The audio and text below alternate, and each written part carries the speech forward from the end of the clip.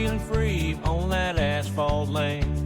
4 wide at Talladega, they ain't holding no chain. Gordon's rock the back comfort, and we get busy. Bars out under the sun, brought Memphis 19. 4 cars side by side in a wild friend ride, with the roar of the engines leaving all doubts behind. As the wheels spin on, chasing dreams we can't hide. That's car life where legends never die.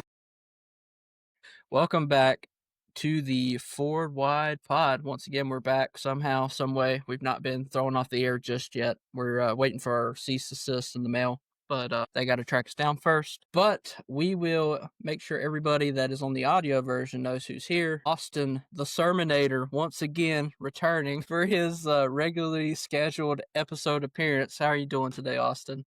Can't complain. That's good. What about you, Kent? You are also here. Yeah, I'm here. Kind of like, SVG and road courses. I just show up to win, I just... We'll get to it, I guess. Oh, I think Kent, the way he's looking on camera right now, I think he's taking a little bit of Blake's his colorization. We used to say Blake is a tomato, but you're starting to look a little bit more like a Roma tomato out there. Speaking of Blake, he's not here today, but we've upgraded, obviously, because we have one of our most favorite guests to have on the podcast. We have our social media superstar, Bart, is with us here today. Can I get like a nice star wipe into me being here, and then like the words can come across? Social media superstar. That would be clutch. I don't know if our editing budget has that, but we'll see what we can do. Appreciate you. Yep, I'll do what I can, our guest, so we don't lose him. Next time we need him, he'll be like, I have transcended. I started commenting on, like Hendrick, and now Hendrick wants me on their podcast. It's going to put us in the dust. And, of course, I'm here, Cole. Yeah, Howdy. you. Yeah, I know. I'm just here. I'm just the voice that carries the show sometimes. It's fine. Usually, we start out with some news. I guess that's kind of the biggest is... Andres Perez de Lara, who was driving for Spire in the Truck Series. Spire has said, hey man, you can go try out some different opportunities. So he's going to be driving for Nice in their second truck. And that, of course, all that movement started with Honeycutt moving out to a different manufacturer. A whole bunch of hoopla going on over there. One of our favorite iconic drivers will be stepping in the 77. Corey Logano is going to be returning. For people that don't watch the podcast, it's Corey LaJoy. I forgot if it was Blake or Austin that called him Corey Logano, and it just kind of just stuck. So he will be driving the 77 for the remainder of the truck season. I'm sure his fans are really excited about that. He's actually racing at the open wheel modified race before Richmond this week as well. So he might have more fans at the open wheel modified race than he will have at the Truck Series race. Perez de Lara's had a pretty good year, in all honesty. It's not a move that I would have necessarily expected. Maybe a move on his part because he has the possibility of going to a better ride next year. I think it's possible. Anything that you guys want to talk about, or talk about our local GOAT, Corey Logano, moving to the 77? With Corey getting back into the car, it feels a little funny to me. He was under heat probably about a year ago for saying, why would I race in anything other than on Sundays? I'm already here racing on Sundays. Why would I do anything else? And then he probably turned down some opportunities. And now to see him get into a truck to kind of finish the season, I guess, it's just funny to me.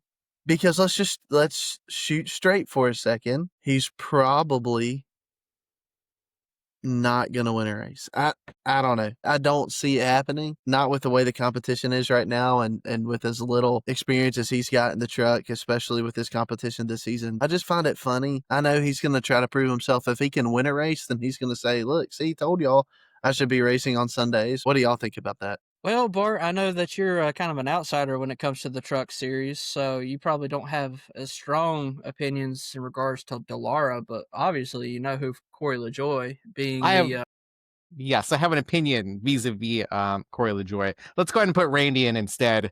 If Morgan Shepherd can run into his 70s, we can get Randy out there in his 60s. Let's put him in a truck, see what he can do. He might fare better. I think he's still racing, like, locally. I think Randy LaJoy is still racing at their local racetracks last time I checked, so That's my boy.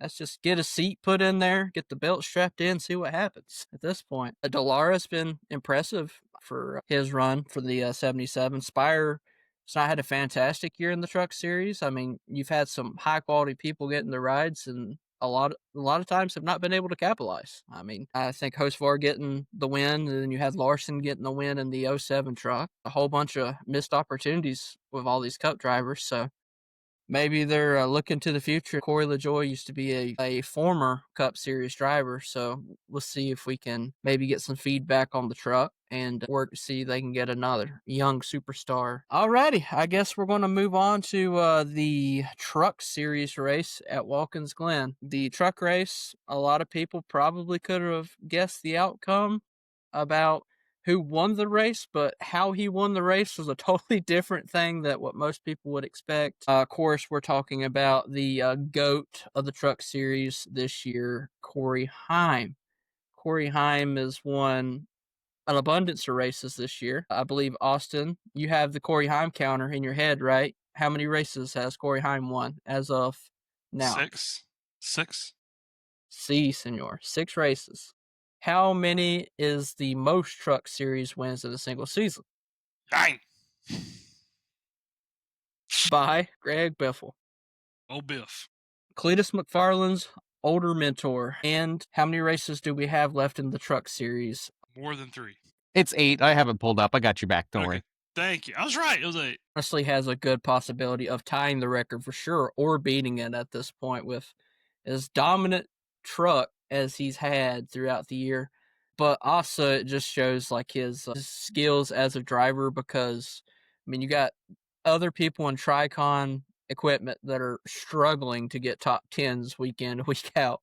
Gray is the only one that's semi-consistent. Well, Gio's been pretty consistent this year. I won't throw him under the bus because I like Gio a lot. But you got, Tony Bringer. She's been struggling. Her truck had a mechanical failure this week. Bart, I know that you probably didn't get to watch the Truck Series super duper close this weekend, but you've heard about Corey Heim and kind of what he's done so far this year. What are your thoughts from, kind of an outside perspective, someone that doesn't watch week in to week out?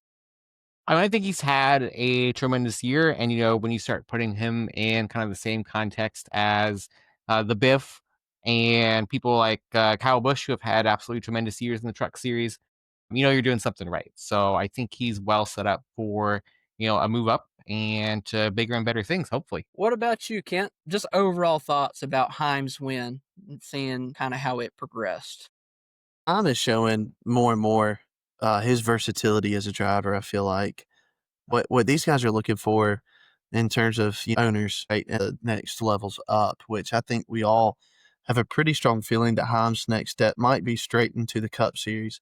Not 100% sure on that, but I think there's a solid chance that's what happens. And it's because of his versatility as a driver. He can win a pack race. He can win a road course race. He's really good on the short tracks. He's just good everywhere. 1.5-mile tracks. I mean, it doesn't matter. He shows up and he competes every single time. That's what's going to turn heads. This is what's tricky. When Greg Biffle did what he did in the Truck Series, when Kyle Busch came through, when others came through and had some of the statistics that they had, they did it when there was probably a little bit more of an advanced competition, because there were no limits on what the Cup drivers could come down and run. And especially when the Truck Series was much newer, probably closer to the time that Greg Biffle would have set his record, you had a lot of Cup guys that had that interest, right, in this series. I don't know if you can just compare it straight up to Greg Biffle's stats with, winning. I think he's going to win 9 this year. He's on track. He can do it. But when you look at the overall grand scheme of things, all he can do is beat the competition that's been provided to him, and he's doing it. If there's a guy in the Truck Series who's ready for the next step, it is Heim. You see how Hocevar made the leap from the Truck Series to the Cup Series. And I would say that we would all agree that Hocevar's talent was ready for it. Mentally, he wasn't there yet. I feel like Heim is probably more mentally prepared for the Cup Series than Hocevar was, and just as talented. So I'd be really excited to see what that looked like. But as far as what he's been doing this season in the Truck Series, it's been awesome. Winning again at Watkins Glen. I mean, that was no walk in the park if you look at the field. It was a pretty stacked field. He's got to feel good about himself and future opportunities. We talked about it last week. We went down the line of everybody that was starting the race. And you got Christopher Bell, you got Connor Zilic, you got some of the best. Surprised they didn't throw SVG in a truck at that point. In all honesty, that would have been kind of wild to see, though. I would actually pay money to see that. He beat all the competition. And of course, the way the race ended, it was kind of like a fuel mileage thing at the end. So it's not like the dominant win that you necessarily expect from Corey Heim, how it's been this year. But it also shows the other side of that team where they're able to put their heads together and be smart on the box, make everything perfect. It's executed just right, because imagine if there was just a little bit less fuel in that truck, just a little bit less, that could have really screwed them up. When it comes to the Cup Series, they have a little bit more leeway, it seems like, with saving gas, but these trucks and the Xfinity cars, it's a lot harder to save gas. And it's been shown. There's been more fuel mileage races in regards to the lower series than the upper series that have went negative for them. Austin, what was your overall thoughts about the truck race? Because I know you watched the whole entire race pretty much, and you got to see everything that was going on, because there was so much going on, especially that second stage. Yeah, I mean, in all honesty, to me, it wasn't a very exciting race. To me, it wasn't as interesting as the Xfinity race by any stretch of the imagination. The Xfinity race was, for the right or wrong reasons, it was the most entertaining. I don't think it was the best truck race of the year. Definitely better than Lime Rock, because Lime Rock was terrible this year for the truck race. But I was happy for Heim to see him get another win, because obviously I made the prediction at the beginning of the year that he was going to break Biffle's record. He's got 8 more races to get her done. So we'll see if he does it. But in all honesty, he should already have the record, because there was about 3 to 4 races earlier in the year. He had one. Something would happen towards the end that would kind of take the race away from him. But Heim, man, he is a tremendous racer, all-around talent. It doesn't matter whether he's racing on ovals or short tracks or super speedways, road courses. It doesn't matter. He's good, and so I'm happy for him to get that other win. And I feel like going into Toyota territory this weekend at Richmond, I think he's got a good chance to get win number 7 this year. Homestead, that was one that he definitely should have won. That's when the truck was cutting off when he was going around. That race had it in the bag, essentially. And then Martinsville, earlier in the year, he got absolutely dumpstered in that race by Majeski, sent him into the corner, wrecked him, and then he came back and drove up to like third at that race. That was wild. But yeah, it's been great. Connor Zilic was fantastic to watch this weekend, as he always is in the Truck Series. Was able to march up from 20th, 25th. I forgot what position he started restarting when they were having all their wrecks and stuff where they couldn't make it back to the green flag. I mean, they were just dumpstering everybody off the turns there. They were just like, hey, we know there's only going to be one more restart. Just kidding. There's another one. But that was able to shuffle Zilic all the way up. And there's some like Chris Buescher in the 66 truck. That was disappointing, but that 66 truck's not been great all year, especially having different drivers come in and out. I'm sure it's hard to get great feedback in regards to that, because you set it up for one driver and the new driver comes up and be like, yeah, that don't work for me. That's not how I like my cars. Truck set up. Christopher Bell did a heck of a job. I feel like Christopher Bell probably had the best overall truck. I know Corey Heim won, but I feel like Bell could have easily won that race, which I kind of wish, because where Stuart Friesen was out, that would have been really cool to see them celebrate that win. Of course, Friesen was not at the racetrack, but been there in spirit, essentially. We move on from, kind of a lackluster truck race. It was a good race, but not insane storylines. And then we got the Xfinity race. It's just got 15,000 things going at one time. Where do you want to take this, Austin? Where do you want to talk about first? Let's talk about McDowell's wreck. McDowell and Austin Hill were battling really freaking hard. They were dooring each other. I mean, it was a mutual dooring, trying to get a little bit of advantage because they knew that who was coming behind them. They knew that one of them needed to ship off and get clean air. Well, eventually that guy did pass them, and they were fighting for second and third, I believe, at that point.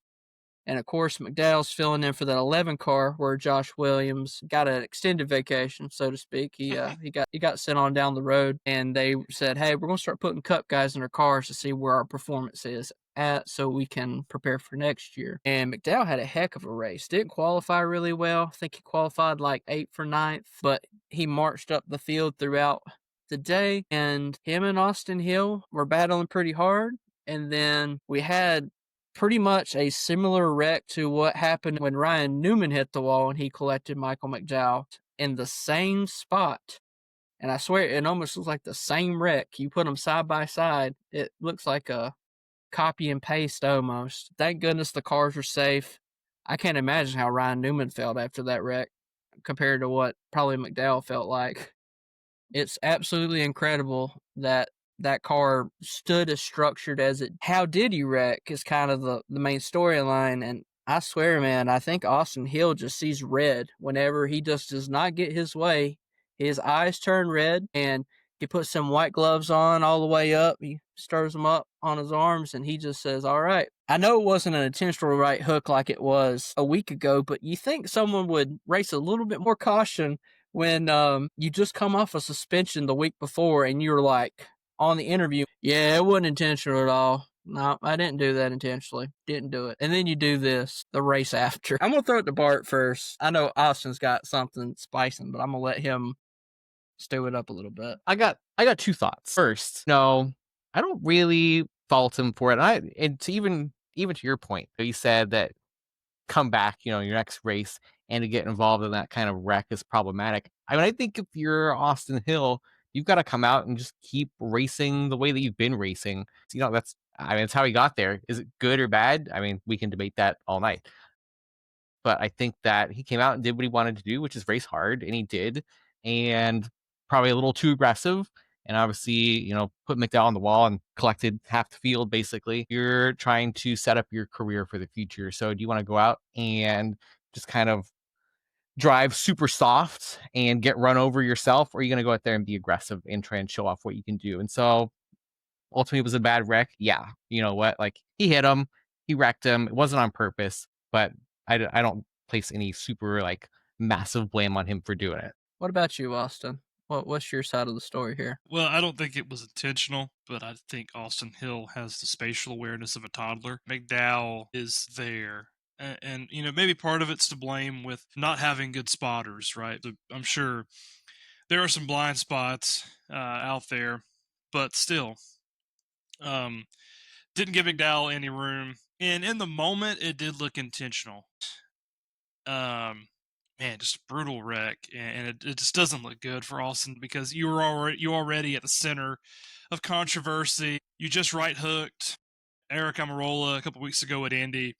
You just got back from your suspension, and now you're a part of a big wreck, wrecking a Cup guy too, as well, a guy that you would anticipate or hope to be racing alongside in the future. But yeah, I don't think it was on purpose. I just think it was a lack of awareness on Hill's part. And unfortunately, as Bart said, it collected half the field. You also had the issue of drivers not slowing down after the wreck. I don't know if they just couldn't see or if they couldn't hear their spotter or what, but you just see a bunch of guys that are still going full speed coming around that turn and just drilling into the back of, one poor car got lit up from behind. So yeah, it's just an unfortunate situation. Of course, the interviewers, they asked McDowell, did he do it on purpose? McDowell's like, well, his reputation, but when you go back and watch it, it wasn't intentional. It's just not a good look for him. It's not a good look for Richard Childress Racing. But at least his name's getting talked about. Yeah, it does. It's wild too because it wasn't just that one incident. That was the wreck, but he sent Connor Zilic kind of in the same way. Did not give Zilic the chance. And if you watch the car, he slows down to make the corner, then he throttles up when he's right behind Zilich and doesn't turn him, but punts him out of the way and doesn't even give him a chance. So when you take both of them together, it looks even worse. It really does. And it's terrible to see. I know obviously RCR is at the top, but if I'm looking at these two drivers from an outside perspective, maybe another team that wants to bring one of them over, I would pick Jesse Love just because of the maturity factor, how he's also younger, and it seems like he just Hill's pushing 30. yeah, he's getting up there. He's looking to be one of those Xfinity lifetime drivers, and that's no knock to him. Allgaier's done the exact same thing and done well for his career, but I would find it really hard for people to respect someone that kind of goes in with that attitude. And I've heard people like, well, he's like the Dale Sr., he just doesn't give a crap. Well, I'm pretty sure Dale Sr., for the most part, would not right hook someone and then be like, I didn't do it on purpose, guys. Don't worry, I didn't do it. Of course, you got to know the Terry Labonte. I just meant to rattle his cage a little bit. But I mean, at least he admitted to rattling the cage. And he was like, yeah, that wasn't intentional at all. I was still trying to save my car. Kent, what's your overall thoughts about the Austin Hill run-ins that we had? I know that you're a supporter of Austin Hill. I know that you picked him this week in the Xfinity series. So. Well, look, I had to pick the guy that I knew would do the wrecking and not be wrecked. Just kidding. No, with Austin Hill, I don't get it. He knows what they're talking about when it comes to him. He knows what teams are kind of letting get in the way of giving him a cup opportunity. He's got to know when to take it easy. He's got to know when to chill. He's got to have enough maturity. He races out there like he's invincible, and he's not. Whether or not these last several incidents have been just absolutely intentional, egregious type moments, it doesn't matter. He keeps putting himself in those positions. He's got to take it easy. Maybe that's why he's wanted Atlanta so much. People see him coming and go, no, I want to live. Like, I choose life. Just get in front of me. The Austin Hill, as long as this keeps happening, I'll tell you right now, he's not going to have a full-time cup ride next year. It's not going to happen. He's going to be back in the Xfinity series. He's got to figure out when to take his foot off the gas. I mean, if he can do that. With the wreck with McDowell, I firmly believe that was an accident. Absolutely. That was not intentional. No one ever looks at that and goes, yeah, let me just hook a guy right here into that barrier. But it doesn't matter. He still put himself in that position. All he had to do, he knew his car was upset. He knew McDowell's car was not going to react well to contact right there. If it was the last lap of the Daytona 500, I get sticking your foot in the throttle, but halfway through an Xfinity race at Watkins Glen, dude, just let off the throttle a little bit right there. There's no point in that. So if he gets smarter, he said, "I'm not lifting until I see the checker flag or I see God." Yeah. And instead, he sent someone else to God. So yeah, I mean, he's gonna have to take it easy. You were talking about with Connor Zilich. Yeah, I mean, he's running over people for positions. And unfortunately, the Cup car, actually, you can benefit off of that. It's harder to do that in the Xfinity car with the way that the fenders are and everything, which granted, they're not the sheet metal that, the Cup cars used to be, but they're a little bit more prone to tire rubs than the Cup cars are, a little bit less stiff. The Cup cars, Austin Hill's thinking, oh, just get me into the Cup series. I'll be a bowling ball. I'll win every race. I mean, I'll straight up Austin Dillon your rear end and win every single weekend. He's going to have to grow up. See, that's like half a second off the throttle probably would have saved that. Maybe a second. Not even. I mean, you really think about it, like just a fraction of that would have been enough to kind of kill some of that momentum. So Zilich is what, 19 years old now? He was more worried when he won the race that he turned SVG. He was asking when he went across the line.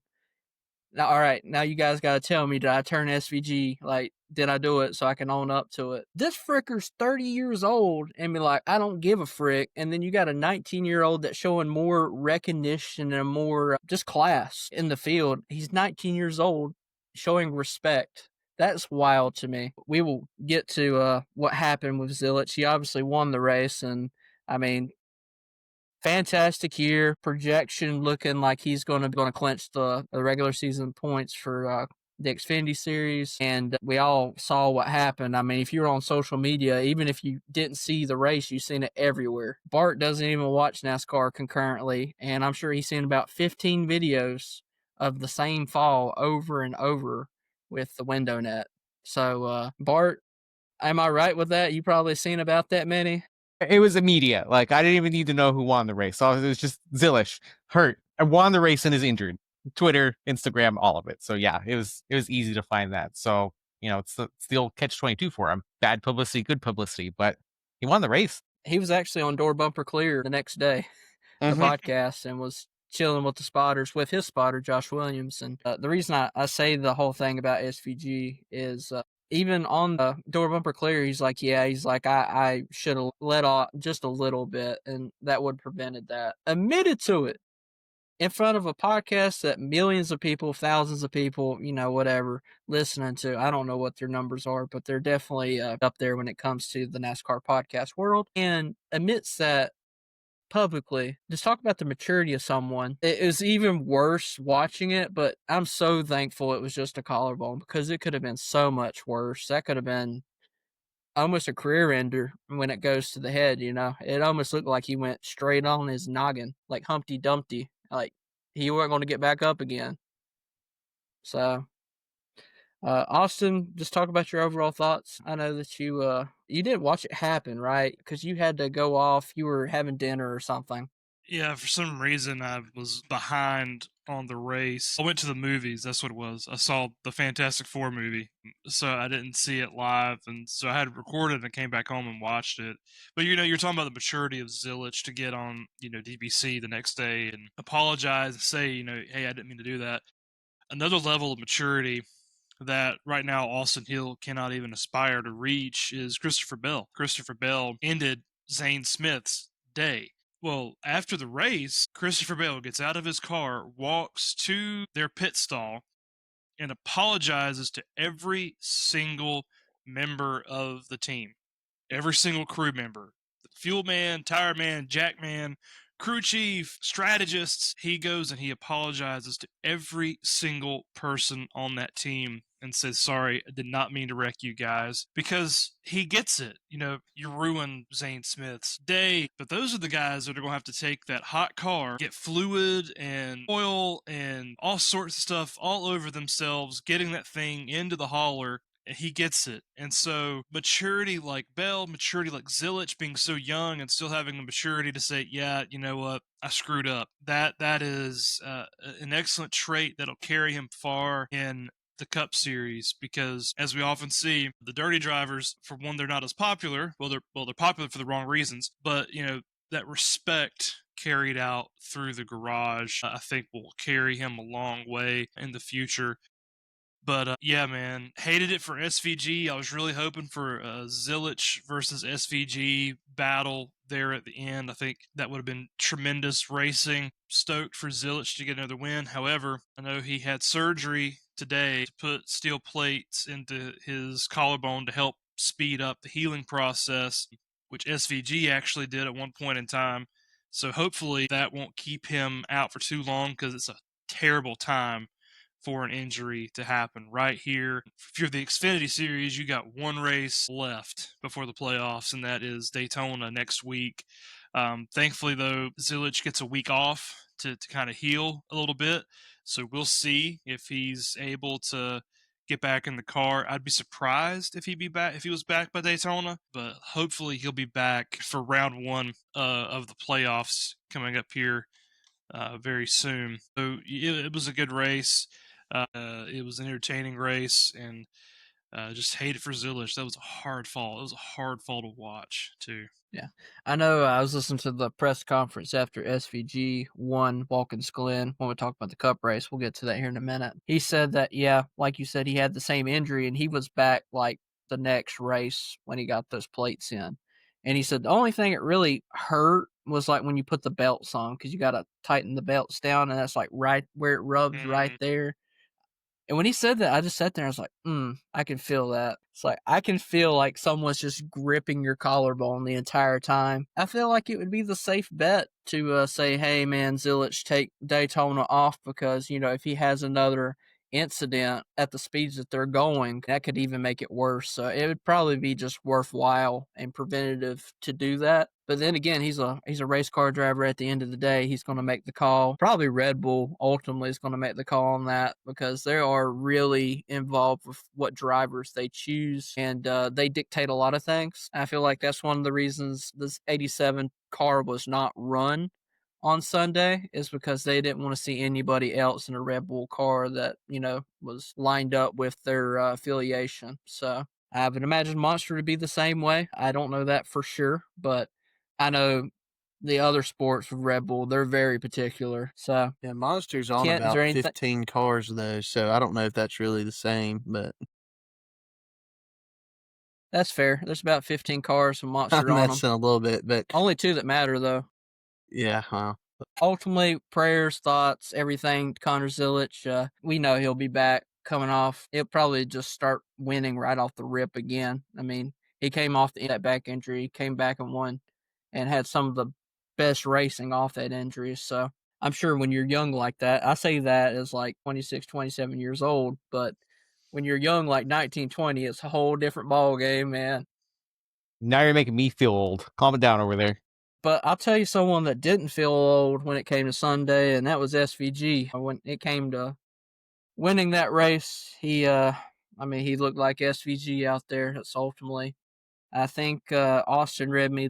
He owns the 2 most distanced NASCAR race like differentials now in regards to road course racing. Is that correct, Austin? Yeah, he It has was like, the 2 largest margin of victories in NASCAR, at least in this car. I don't remember if it was NASCAR history or next gen history, but it was probably next gen history. But it was 15 seconds at Mexico and then 11 seconds here at Watkins Glen for margin of victory. just putting it to him. Just putting it to him. But Belt to behind. if you watched the first 2 stages, you would have never felt that way. Like, you knew that he was good, but it felt like the other guys were in the ball game. You had Blaney, seemed like he was in the ball game first stage. And one of my friends, me and him were talking earlier today, and he's like, I cannot believe Ryan Blaney went for the stage win. That stage win, stage 2, and just pretty much just ball gamed his day. He's like, yeah, there's no beating SVG. So I don't know if he felt like his car just gave up towards the end of the race and he wanted to salvage the day or what, but I feel like if there was a car that was going to beat him, it was probably going to be Blaney, because Blaney was super consistent, especially in that first stage. He looked excellent. I mean, I don't think he could have drove a better stage. But then, of course, you got the old proudness of SVG probably just saving his equipment till late because he knows that's when it matters, too. Just so many mind games and whatnot being played. It's funny because Kent's off screen right now, but he will be the one that will tell you that he's probably the most upset with the whole SVG ordeal. But I know me and Bart were talking earlier, and he's like, I got something cooking. He's like, I've been working on this. This is my moment. This is why they call me the superstar, the social media superstar. So he's about to blow your world here. The superstar coming in hot. Yeah, I mean, the argument I'm going to make here is a simple one, and I know that I've seen Cole. You can tell me if I'm wrong about this. I've seen people complain about SVG having a spot in the playoffs based on his wins on road courses. That is correct. So I'm going to put this argument out here. Would people complain the same way if you had a driver who was dominant at, short ovals, if someone who's dominating half miles, Bristol, Martinsville, they're out there just annihilating everyone. 4 wins on those tracks. Would you get the same level of complaining, or is it because it's SVG, it is a road course, he is a Kiwi, and people would just rather see someone who's better at the majority of the courses take one of those spots? I'm biased here. I'm wearing an SVG shirt for Lord's sake right now. I can't really be like, yeah, Bart, but that's how I feel. You got Josh Berry that's got 1 oval win. He's clinging on to a playoff spot, and he has about the same average finish as SVG has over all the races. You got Austin Cindric, who's been a lot better lately. He's around 16th in overall points now. He's been putting a lot of points positions in, but when he won at Talladega, he was like 20-something in points as well. If Hocevar won 4 road course races, especially with all of the popularity that he has now, because everybody's like, he is the next Dale Earnhardt Sr. That's kind of been the comparison there. Of course, there's people that don't like him for sure. I respect him a lot. I think that I can't say I hate him. Mend that a little bit for a little bit more respectful driving in certain aspects. If he won 4 road course races, you wouldn't hear the same thing. It's just because everybody thinks, well, this guy's a one-trick pony and he's come in from a different country, different whole entire different type of racing, and he's just dominating when it comes to what he's doing. There's layers to it. I think Bart is onto something. Part of it could be a foreigner, as some, boomers would say. Part of it has to do with people don't like how many road courses are on the NASCAR schedule right now. That's been a big point of contention. 6 road courses on the schedule, maybe adding another to the schedule next year. And the remark made is, this is not the foundation that NASCAR is built off of. It's not road course racing. So I think that adds a layer to it. People are already tired of how many road courses are on the schedule, which could present, an issue. I think part of it also has to do, as he is a Kiwi. He is not from this nation. We already have an issue with the Kiwi in the broadcast booth, and through a lot of NASCAR social media. And so that's part of the issue as well. And then you have the one-trick pony aspect as well. He only has won at road courses, and he finishes around P20 to P25 anywhere else that they race. For the most part, I would consider Austin Hill a one-trick pony in the Xfinity series. He's usually, he can compete at other tracks. Mostly where you see him getting his wins, it's plate tracks, it's super speedways. That's usually where you see him the most in contention for a win. But people don't have as much of an issue with him, I guess, because it's more of a traditional NASCAR track that we see. So yeah, I think there's definitely layers to it. That the reason why I don't know if people are mad at necessarily SVG as much as they are mad at the NASCAR playoff system. But sometimes the water there gets a little muddy. The whole SVG argument too.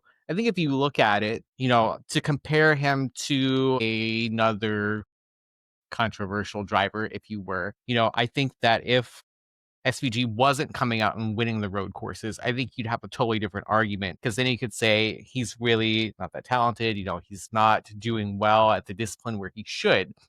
And, I think 20th to 25th at this point in his career, based on his complete lack of oval experience, is reasonable given his time in the series. Let's compare him to someone like Bubba Wallace, for example, who, for some period of time was, and will admit the same, terrible at road course racing. And now, after, I don't even know how many years it's been, someone's gonna have to tell me.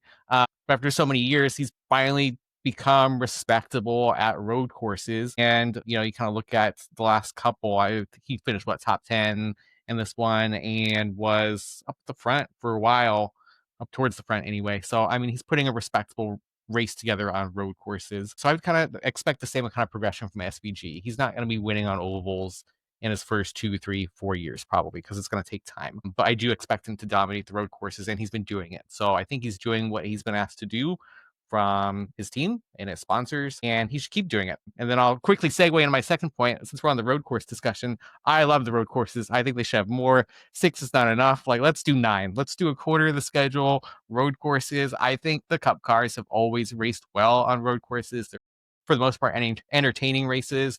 Watkins Glen, and Cole, you can probably segue out of this too, was a little bit light in terms of passing, but, kind of big picture, they usually race well. They produce entertaining races. We should have more. That's a pretty good point. 24 road course races next year. Let's see it. Road America 12 times. Let's run it. If they raced Road America 12 times, I would just move to Wisconsin. I'd be like, yep, you know what? You'll see me there. I'll be camping in Turn 5 for 12 weeks of the year. That's a good point. A lot of people said that just generalized statement, anytime there's any bad race for a specific kind of track, it's next gen cars suck at insert whatever type of track. Short track, road course. Watkins Glen was obviously not the best road course racing.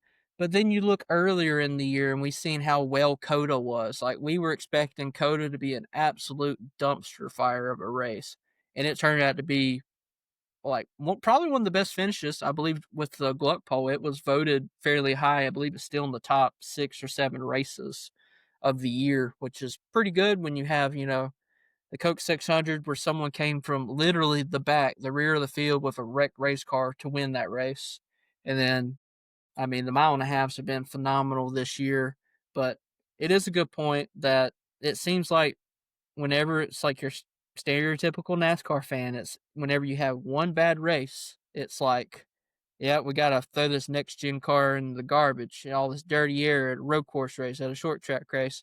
But then we have a good, race, say North Wilkesboro was kind of an outlier with the short tracks and like, NASCAR's back, let's go. Go to the next short track and like, frick, it's happening again. You know what's really funny is that you get the same arguments across series, right? Like everyone has the same problem. You go to Formula One, you go to IndyCar, you have one bad race. Oh, the car is terrible. We shouldn't be doing this anymore. What are we doing? And you don't take the big picture. And so it's the modern social media driven world. Let's take the spiciest of spicy takes that are also the most common take and just blast it out there on the internet for everyone to listen to, because someone will maybe pay me 32 cents for my one tweet on the Twitter. You're right though, because like at Formula One, it's like, oh, the V8 engines suck. We need to go back to the V12s or the V10s. Which I do miss those engine sounds.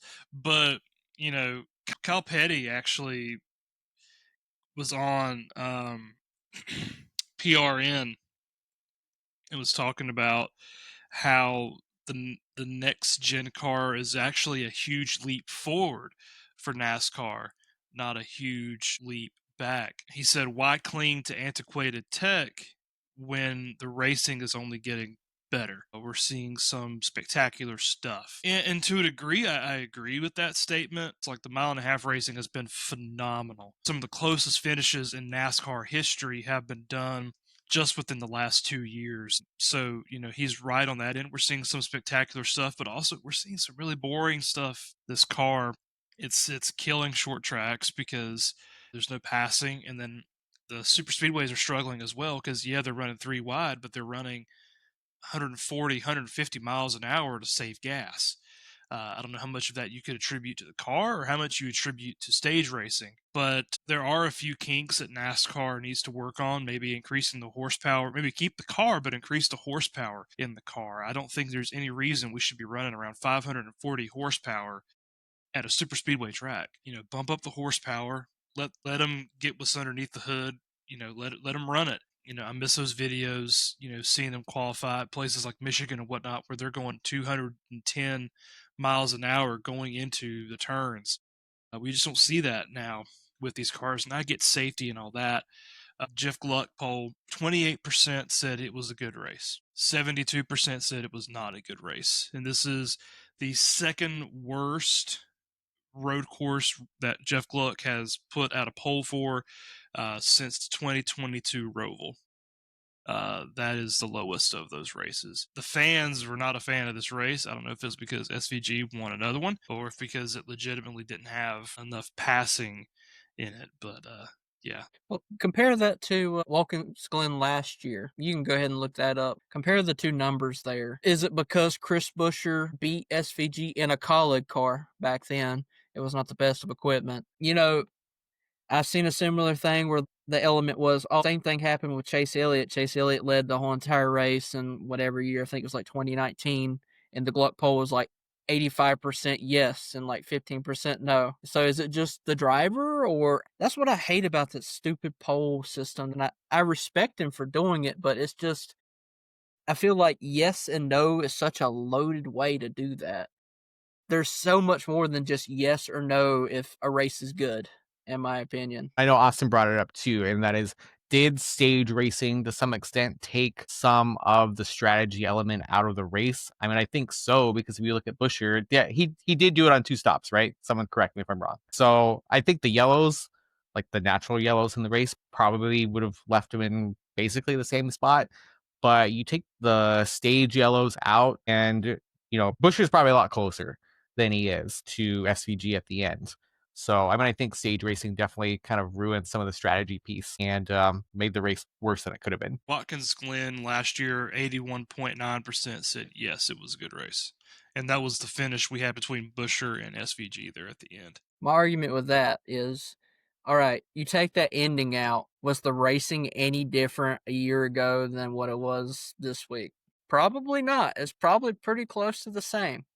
And But 2022, Watkins Glen was the second highest voted race, with Larson winning at 92.7%. Granted, there were only about 4,000 votes compared to the usual 15 to 20,000 he normally gets, but still, it was a highly ranked race. The 2023 one was the one that was not rated very high. there's so many perspectives you can look at it, because some people vote just based upon emotion, like my driver sucks, so I'm voting no. Like Cole Custard, my man, he finished 32nd. I'm going to vote no. It's terrible race. Terrible. Terrible race. We can't have this. And you got people that hate SVG, like, I hate that British guy keeps winning races. Send it back to his tea country. I mean, you got all kinds of different perspectives and people that are voting. That's why I feel like this is just such a loaded way to really say, yes, a race was good or bad, It's funny too, because to bring my IndyCar experience in, you have a season in IndyCar this year where like Alex Palou was dominating, right? And there's some races where he runs away with it. Same kind of situation. SVG more or less runs away with it second half once you get into the third stage. Do the broadcasters do a good enough job of highlighting some of the racing further back in the field, which is, a common complaint, I think, across kind of all series here. The racing is good, but do you actually see the good part of the racing, or do you just see SVG 11-second gap at the end? And is that all you see? Is that all you remember? Or do you remember the stuff that happens throughout the field that kind of highlights the quality of racing up and down the grid? I think they do a good job, especially they kind of had to. They were kind of forced to in a box, so they had to find, where people were wrecking people and the drama on the track. When you got Ty Gibbs getting told that he's basically acting like a child by his competition director or crew chief, whoever that was on the radio, which was hilarious. I very much enjoyed that. That's probably the guy I like the least when it comes to the Cup Series, is Ty Gibbs. They found the drama and the storylines on the track, but definitely towards the end, I feel like they could have done a better job, especially following Chase Briscoe. Being that Chase Briscoe is the guy that I picked this week, I was pissed that he didn't pit on a normal pit cycle, because I was like, he screwed me. Everybody else's driver is running 1, 2, 3 pretty much when they come out of the cycle, and there I am in like 15th when he came out. But with those new tires, he was obviously making a ton of passes throughout the field, and I don't even know if they cut it to him once.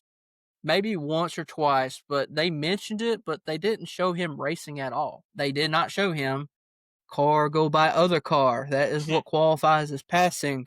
That is what people say that cars don't do. And then if you show them that it's happening, they'll be like, so there is passing. Now, does it take strategy to pass sometimes? Yes. He made substantial gains. Yeah, I feel like the coverage could be improved, but there's also like, how much can you do to make it super duper interesting when you got someone that's running off with it, I swear, anybody that hates him, I don't understand them. I don't know what's going on in their noggin. I don't know if they got a clock up there rather than a brain or what, but he makes it exciting. I don't care where he's from. You take someone like Ward Burton, him screaming might not be legible. Like, you might not be able to understand a single thing, but you take someone that's exciting and makes good points compared to, like, we complain about Boyer. Boyer's tries to be exciting. It's just the points that he makes sometimes is just kind of newt. Like, there's no purpose behind them. It's just like, hurry, or when he gets pissed and they cut the camera to the wrong people and he's the pen where you can hear it against the audio on the camera. Yeah. I don't know what else they could really do. What about you, Austin? You got Dale Jr. American, God, scares me every time. Just complete silence was watching American in turn 3. You just, ow! Then you got Jeff Burton just sitting there watching a wreck happen. A wrecking. You can see it on the screen. There's a wreck. And you got Boyer from the 500. Oh, he wrecked. He wrecked him. Mike Joy is asleep. Yeah, Mike Joy's over there like, and the 21 car hits the inside wall hard. The dust comes out of the microphone. You could just tell he was tired of, I think it was Cody Ware, because Cody Ware, for especially during the last gen car, was notorious for being the guaranteed caution for a race. But I think it was at Martinsville. Cody Ware just spins out, and Mike Joy just goes, "And there's Cody Ware in the wall again." Well, it's kind of like the whole John Hunter Nemechek last year. It was Yeah. kind of the same ordeal. Thankfully, Legacy's picked it up a lot this year. Hats off to SVG. Congratulations. I feel like if you have 4 wins in the Cup Series, it would be dumb to be like, yeah, you don't make the playoffs. You know, it'd be different if it was just 1. And I mean, take someone like Ricky Stenhouse that wins the plate track. Say Ricky Stenhouse wins 3 plate tracks. Do you think anybody says a word about this? Yes, No. definitely. People No. definitely complain if it's Never. him.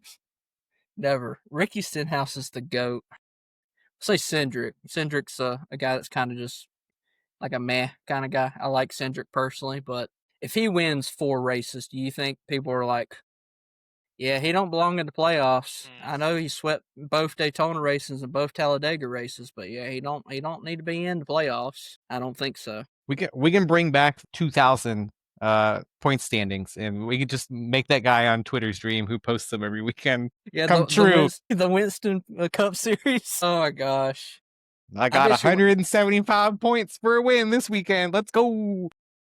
I bet you when he types that up, he's just aggressively typing. Just, I wish it was like back in the good old days, smashing the keyboard with his head. That's the main storyline everybody's going to take out of it. It's just SVG don't belong in the playoffs because he's 20-something in regular series points. But, I mean, at the end of the day, everybody knew what the system was when they were coming into the season. And if someone could out-strategize Trackhouse to be able to end up having better equipment at the end, it's about the only way you're going to beat him. I heard a good point earlier, and I'll kind of conclude with this here, is ultimately he's going to make the Cup Series drivers better at road course races because they're going to be chasing. Even if they never, ever catch up to him, they're going to be chasing him. And at some point, he's going to be pretty old. You know, it's going to happen. Everybody gets old. No one's youngless.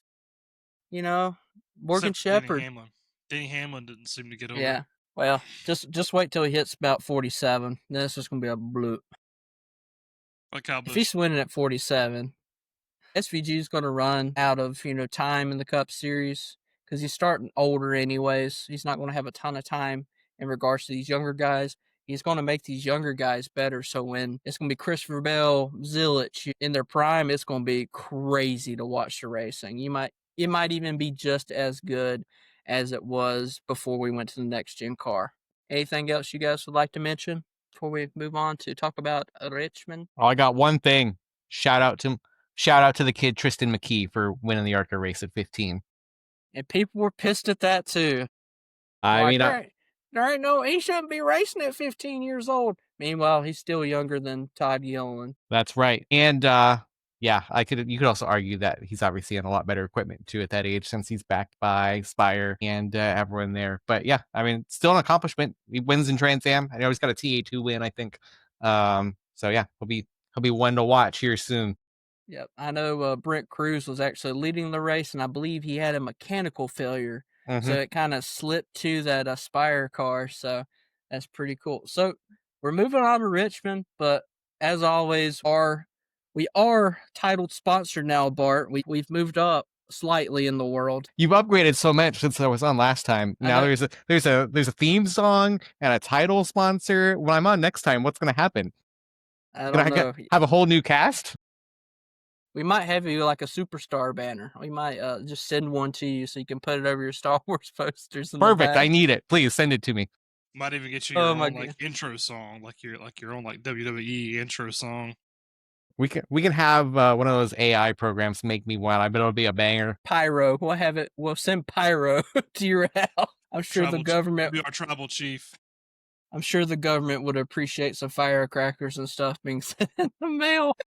But as always, we title sponsored by Wilkerson's Catering, and we have another wonderful ad read. Sadly, Austin was not able to do this one, so I had to take over. So hopefully you guys will enjoy my wild sense of humor here. The racing season might be coming to a close, but the holidays, they're coming up faster than Austin Hill in your rear view. And just like him, it's not going to lift one bit. Before you know it, your calendar will be packed with parties, family dinners, and end-of-the-year events. That's where Wilkerson's Catering comes in. Whether it's a race day send-off, a fall cookout, a holiday get-together, or, just a wedding.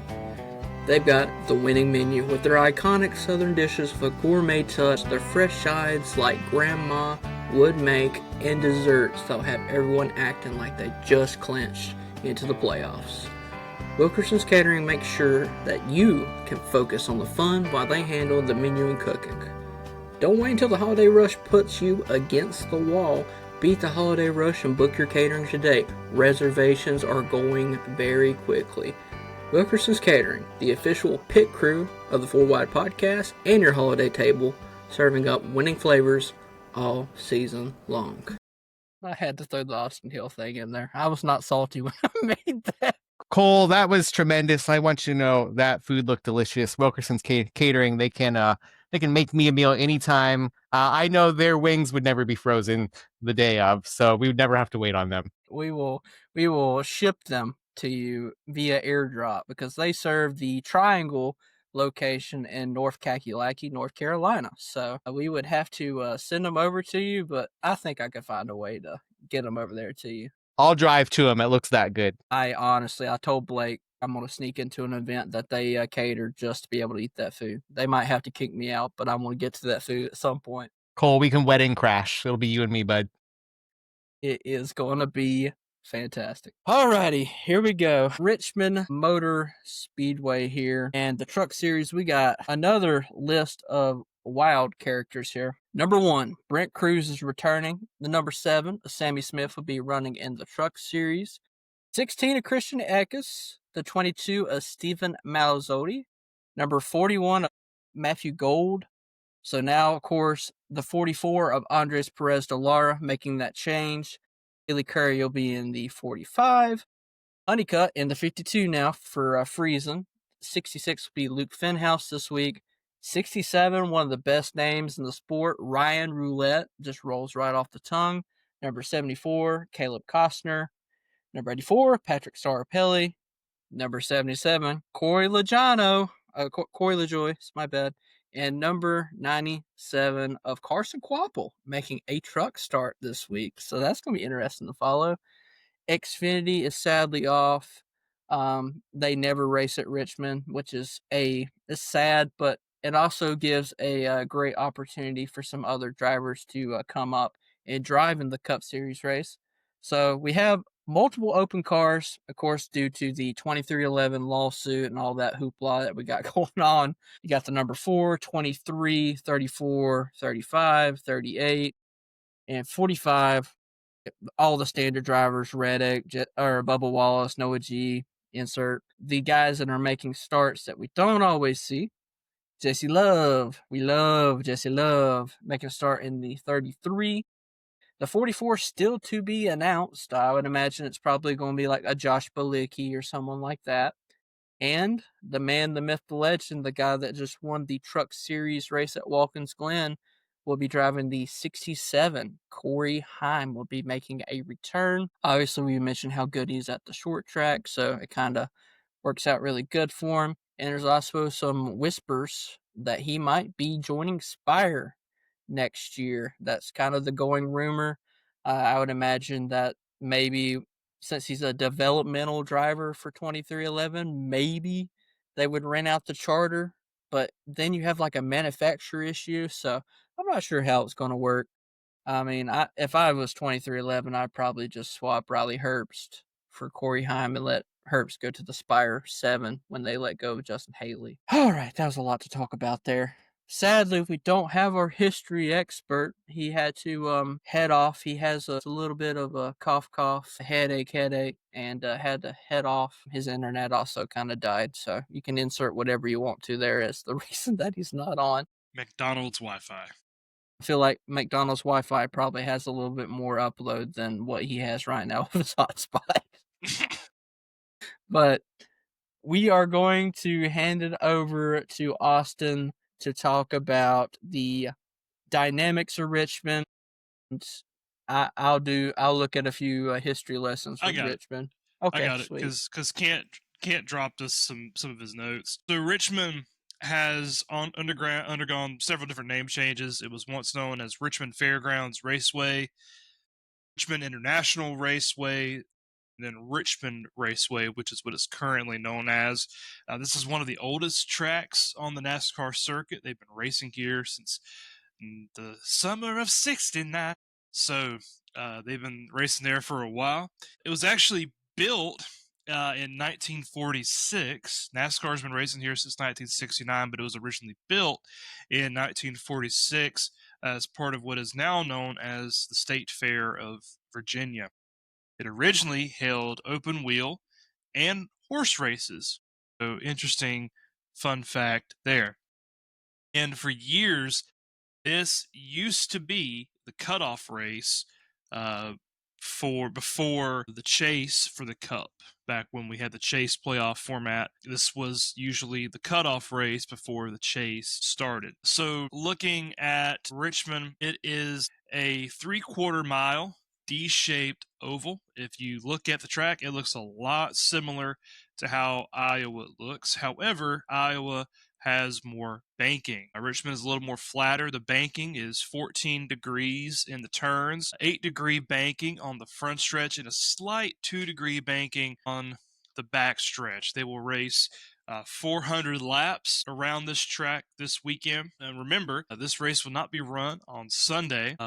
It will be ran on Saturday night for the Cup Series. So the last full repave that Richmond has undergone was back in tire wear is a big deal. You can bet your bottom line every single time there is a caution, they're going down, they're taking 4 good years. That is just how Richmond works. Don't run, you go down pit road and get 2 tires, you get all 4 brand new sticker tires for good years. So it is a very old school feel. The grip, I don't know, what would you say, Cole? How long does the grip usually last on the tires? Really depends on the weather, in all honesty, especially with the short tracks. Seems like colder weather kind of results to less grip overall for a long time, but it really don't take long in regards to any. You start to see cars sliding pretty quick at all Richmond, especially with the banking. And the pace falls off pretty quickly too. It doesn't take long. Being there, having seen the racing in person, you can tell it don't take long for that pace to fall off. So what fans can expect, as I said, tire management is going to be key. Richmond's worn surface is going to reward drivers who can save tires for those long green flag runs, which can happen at Richmond.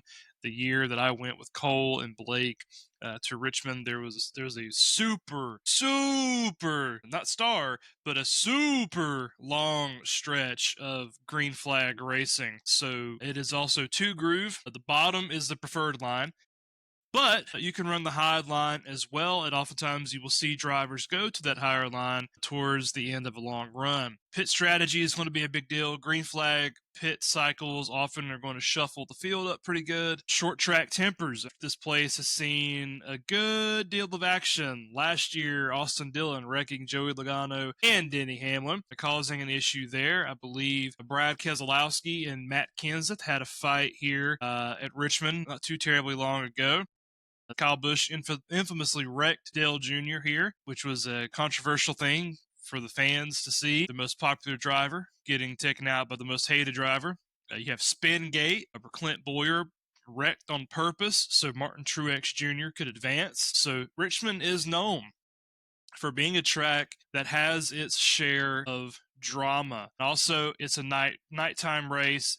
I'm really excited for this next stretch because I think 4 of the next 5 NASCAR races are night races. There's just something about watching these cars go under the lights. Drivers to watch, I mean, Denny Hamlin, right? Denny Hamlin's the guy to watch. He's the hometown hero from Chesterfield, Virginia. He has 4 career Cup wins here at Richmond. He is the master of restarts and handling long runs and managing the tire wear. Denny Hamlin is one of the best of all time at this track. Kyle Larson is good here as well. He with that dirt track background, he has a really good opportunity there to win. He's good at adapting lines. Christopher Bell, he's consistently fast at short tracks. Joey Logano We haven't heard him since he got his win earlier this year at Texas, but he is a two-time Richmond winner. He's aggressive and was on track to win the race at Richmond before he got dumped by Austin Dillon last year. So those are some names to watch out for. What you can expect long run. Cautions breed cautions late, so track position in the last 50 laps is going to be essential, and then just watching the tire wear, who manages the tire wear the best. So at this time, I will point to Cole to handle the tires for this weekend. I know Bart had a very essential question that he wanted to ask, so I- I'll let him ask it. I do have an essential question. That question is the option tire returning to Richmond this year? That is a negatory, my fella. The option tire is not returning as a base tire, but it is returning in a way, and I'll explain that here in a second. So last year, if you guys remember, we had the regular Goodyear stickers and we had the option tire. You've seen it earlier in the year with, I believe, Phoenix is the last time they ran that setup. So the red lettering tires would be a lot faster, but they would wear out quicker. So you would ultimately want to save those for your last restart and try to get as much track position. Of course, those other teams that are like, hey, I'm going to take these red tires, get some stage points. But this year, they're not doing the 2-tire setup. However, the option tire from last year will be on the car.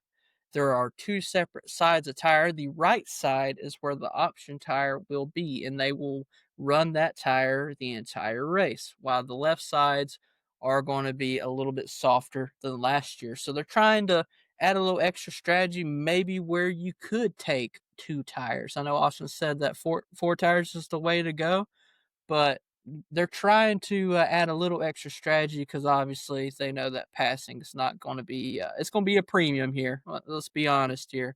Been to Richmond multiple times. Passing is hard, especially in the next gen car. So the Xfinity Series will be running the same tire setup as they did earlier in the year at North Wilkesboro. And this is the same tire that they ran last year as well in that series. If you want to give a good comparison to the tires that they're running in Cup, it's the same tires that they've run at Bowman Gray, at Martinsville, and North Wilkesboro. So you can see kind of similar tire wear.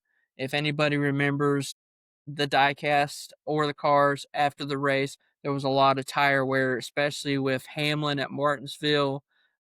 Bowman Gray's had a lot with Chase Elliott's white car, and even at North Wilkesboro, there was a substantial amount on Christopher Bell's right side of his car as well. Ultimately, you're going to see tire wear. It's going to happen, and it's probably going to happen a lot quicker than it did last year because you don't have the luxury of having tires that are going to be always 100% going to be able to go the distance, because you're going to have 2 that are probably going to do better than the other 2. So it brings a lot of different strategy.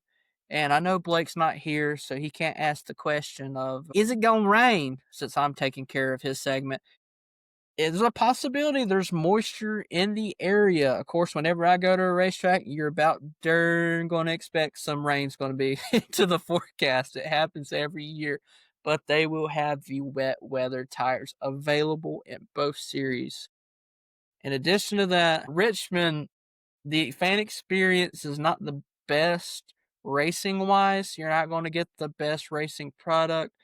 But there are some great avenues, especially if you're able to grab a infield pass. You can literally stand right where the driver's meeting is going to happen outside of it and get a phenomenal amount of signatures. I brought around, I think, 17 diecasts last year, and I got all but 2 signed or something like that, and one of them was Larson. So, I mean, everybody was trying to get him. So, it's a phenomenal facility on the infield. Compare it to kind of like a Talladega-esque infield. The fan access is pretty much about the same. It's pretty good fan access. And you don't have a giant fence in your way. You can directly see the drivers clear. No fence line, no divider, no glass, no nothing. It's just you and them. So, it's really cool. So, infield, pretty legit. Racing, there's better out there, but ultimately it's a short track that is going to be at night. So Traffic is a nightmare. yeah. Thankfully, I'm not driving home after that. I am going to be staying with a friend that lives up there. Meanwhile, our residential Bob Tomato, Blake, will be returning after this race, so I feel very bad for him. You might as well just get comfortable and either wait inside the track or go to your car and pull out a folded chair and sit for a little while, because it's going to take a while to get out.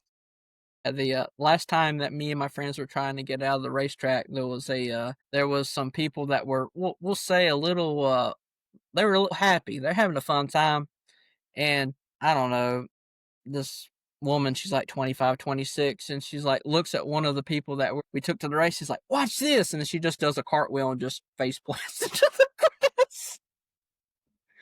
It's like, well, if that doesn't just show the racing at Richmond, I don't know what does.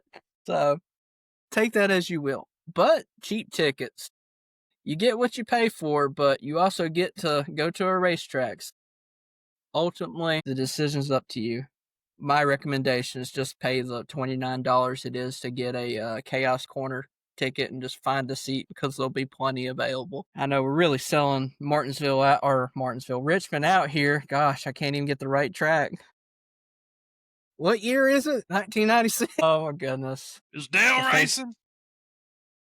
Richmond, we're for sale. So if you want us to promote your track even better, it comes with the low cost of whatever sponsorship costs for this podcast. So there's opportunities to make this sound a lot better. Yeah, we could. You could start just send a couple pesos, and we can start just starting right there and move up. But that is our preview of Richmond. And of course, we get to talk about our spicy take segment. My spicy take from this week absolutely sucked, because I told the boys that John Hunter Nemechek was going to get a top 5. Ty Gibbs kind of took that out of possibility by just kind of sending him into the wall back in first. And I think he ended up finishing 12th. Eric Jones was in the top 10. So Legacy put a pretty good day for being a team that absolutely sucks at road course racing. Historically, everybody else, I don't think anybody hit theirs, because they would have been like, I hit mine finally.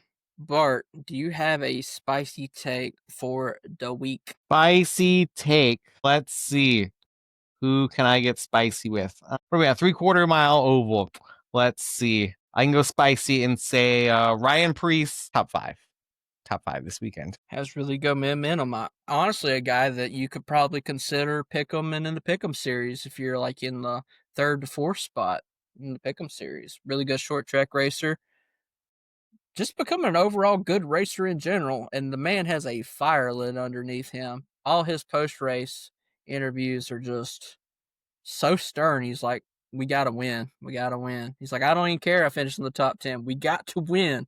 So, all right, Austin, take it away. I have 2 takes. Reddick does not clinch his playoffs this weekend. He's 4 points away, but I still don't think he gets in this week. And my second, Corey Heim gets a top 10 and outplaces all of 2311. Daggum. Daggum. Oh wow, that's even more spicy. Never mind. I forgot. Too late. No. Make him commit to it. Make him commit. He said it. Denny's not too late. Denny's not driving for 2311 yet, so he'll finish ahead of Bubba, Reddick, and of course Herbst, which I don't think will take much effort. I think he already outfinished them all once this year. I think he can do it again. I got Blake's here. He actually sent me something, so that's good. Oh, yours is spicy, but I think Blake's is about impossible. Richmond will get an 84% or higher good race percentage on the Jeff Clark. Jesus himself would have to come back and drive a car and win the race in order for this track to get 84% yes. Even then, it'd probably be a tough sell. Yeah. Oh my gosh. It's just uses his powers of resurrection like he did. Did you get one for Kent, Mr. Austin? Let me see. Did he give us one? Hot take, LaJoey finishes outside the top 15 in trucks. You said LaJoey? Yeah, LaJoey. Okay, I was confused. I was like, Joey in trucks? Logano to turn to the trucks once again. Spicy take for this week. That's tough. Corey Heim does better in the cup car than he does in the truck. That would be my spicy take. So, 2 Corey Heim spicy takes this week. Pretty radical. Still not as radical as him beating Denny Hamlin, but we'll move on from that. Took it back. No take backskies. And just like that, we will move it to the Pick'em series, in which we will conclude our fantastically glorious podcast. All right. So, looking at our truck series this past weekend, Cole took home the dub, picking Corey Heim to win. Blake came in second, finishing with P8 with Connor Zilich. I came in third with Busher, unfortunately finishing P22 and a couple laps down. And then poor Kent. Kyle Busch did not have a good day and was wrecked. So this weekend, Kent picks first, and he has chosen shocker Heim. So I picked second. Bad pick. Yeah, horrible pick. Give me Tom Majeski. For me, I'll take the guy who has gotten 3 top 5s in the last 3 races there, without a doubt. And then, let's see, Blake picks next. What did Blake put? Who can he not pick? Well, Heim, Majeski, and that he can't pick Riggs, Heim, or Zilich. Riggs, Heim, or Zilich. That leaves him with Infinger, because his list is Heim, Riggs, Majeski, and Infinger. He didn't even look to see who he can't pick or ask. Well, have fun with Infinger, bud. He's not terrible there, but goodness gracious, Blake. All right, Cole, you cannot pick Jordan Taylor, Majeski, or Heim. Who you taking? So that leaves Riggs on the board, right? Yeah, Riggs is on the board. It's hard not to pick him. So is Quapple. Quapple's on the board, too. Next 3 races for the trucks are Darlington, Bristol, New Hampshire. Give me Chandler Smith for right. this week. You're going to leave him open? You're going to not have him for Bristol? I'm going to have Riggs for Bristol. Okay. And Mr. Bart, you have whatever pick you want. So who are you going with for trucks? Well, I'm going to take Majeski. I can take Majeski, right? Yes, sir. You can take anybody. Yeah, Majeski. I'll take him. Right. Why didn't you choose Red Farmer? Shame. I could have chosen Red Farmer. I mean, just a reminder, this is the last truck race before the playoffs. This is the cutoff race for the truck series before they enter their round of 10. And so, a lot on the line for this race. Obviously, the regular season championship has already been locked up with Corey Heim, but there are still guys that are fighting for those playoff spots. So it'll be interesting to see. The truck race will probably be the most interesting race of the weekend. Looking at Xfinity this week, we don't pick Xfinity, but we can review. Blake came in first with Connor Zilich. Kent came in second with Wreckers or Checkers, Austin Hill. Cole came in third with Michael McDowell, who got wrecked by Austin Hill. And then myself came in last with SVG, who got wrecked by Connor Zilich. So that is the result of Watkins Glen. So I will have first pick next week for Daytona. Wonder who I'm going to pick for that one. Looking at the Cup Series, I did want to mention for the points with the truck standing, Blake is finally taking the lead in something with 46 points. Kent is second with 44. I'm third with 42. And there's old Cole rounding up the bottom with 38 points in the truck series. Next is with the Xfinity points. This is by far the closest of the series. Blake is in the lead with 56 points. Me and Kent are tied with 55, and then Cole is last with 54 points. We are all within striking distance of one another. The Cup Series, Blake took home the win this weekend with SVG. I came in second with Chris Busher. However, because of our stage point rule, Busher won a stage, so me and Blake tied on points this week, which he was so happy about. Kent finished third with Byron not being able to block worth a crap. And then Cole finished last with Briscoe. But honestly, with Cole, it was unfortunate because unless he picked Bell, that was going to be his end result no matter what was last this past weekend. So Cole, my friend, who are you looking at this weekend going in to Richmond? You can't pick Reddick, Byron, or Briscoe. Obviously, J.J. Yaley, right? In the 44 car. I mean, you got 2 drivers that I feel are really into it, and I'm going to pick the guy that's done it multiple times at the track, has the best average finish at the track. I mean, Denny Hamlin's got to be the guy, as long as he doesn't qualify absolutely horrific. Even if he qualifies like 16th or 17th, I'd still probably consider picking him because he's just so good there. All right. The next is Kent. Kent will pick next. He cannot pick Briscoe, Blaney, or Byron. And based off of the guys that are left, he is considering Joey Logano. Joey Whitebread Logano. Joey Logano has 2 wins here and historically runs fairly well at Richmond. Next up is myself. I cannot pick Busher. I can't pick Chase Elliott, and I can't pick Bubba Wallace. I got a lot of options at my fingertips here if this is how the chips fall, but honestly, I kind of want to screw over, really make Blake mad and not pick Larson just to make him like upset because he can't pick Larson this week. But honestly, I am looking at Larson just because this is his type of track. He's won here in the past.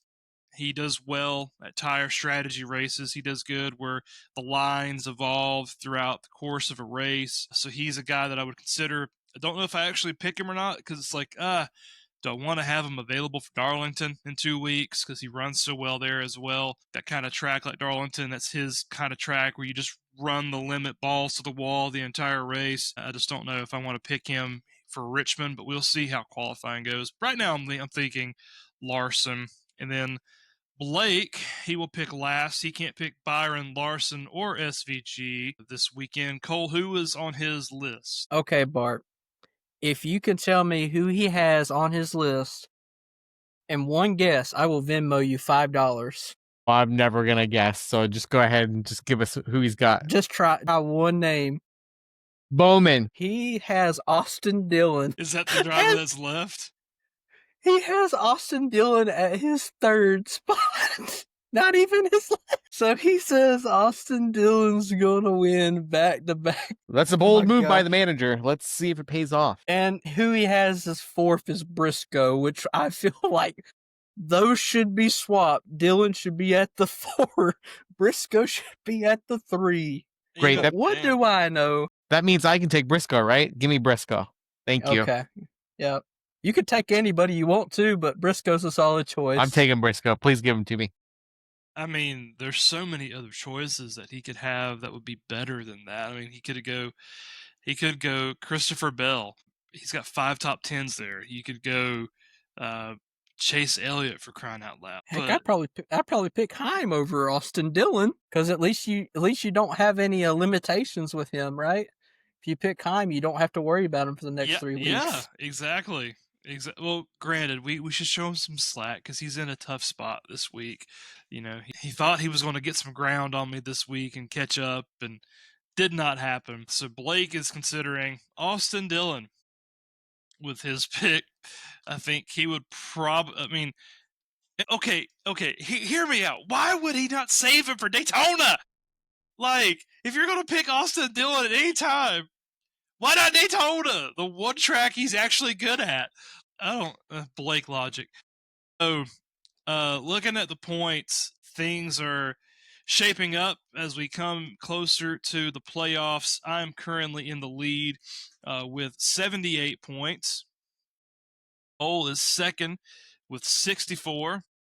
Blake is third with 62. And then there's Kent with 59 points on our competition, a solid 20 away from me, the leader. So things are shaping up for the finish gets as we get closer. Definitely, I'm not picking out my diecast yet because we still got playoffs and there's still that 10 point. If we pick the correct championship winner, then that can fall into place as well. Our pick'em series, and we will pick next week. Nobody wants to pick first next week because we cap it off with the season finale in Daytona. It's a tough life to be Kent right now, especially. I mean, if he finishes 4th, he's pretty close to being almost mathematically eliminated from the playoffs. So good stuff. All right, we are heading out. Thank you, Bart, for gracing us with your social media superstar presence. If you need somebody to put a comment on any of your posts and get at least 80 likes on that comment, then I am also for sale. You can buy me for the low cost of whatever you want to give me. Hey, you should come on back for the Roval, our last road course of the season. I all would the way. love to scream into the void about more road courses. That will be all the way in October, so you got plenty of time to sit there and think about, just plan out your road course schedule for next year to give it to NASCAR. Just be like, we need to be at Road America for at least 6 weeks in a row, and Mid then Ohio. shoot. Then go, I could give you a 30-minute monologue on why they should run the full course at Watkins Glen and include the boot and not run the short course. We can do that. we will plan on having you back for the Roval if you graciously accept the offer, and we will be expecting comments on all our social media posts from now on that you've hyped yourself up so much. Like I said, those aren't free though. You only get one for free. Okay. I'll let Austin facilitate the budget there and let him send you whatever. Me? Yep, you the money bags over here. We all know it. That's hilarious. Alrighty, well, we're going to check our mirrors for Austin Hill, and we're going to head out, and we will see you guys at Daytona next week. See you later. Bye.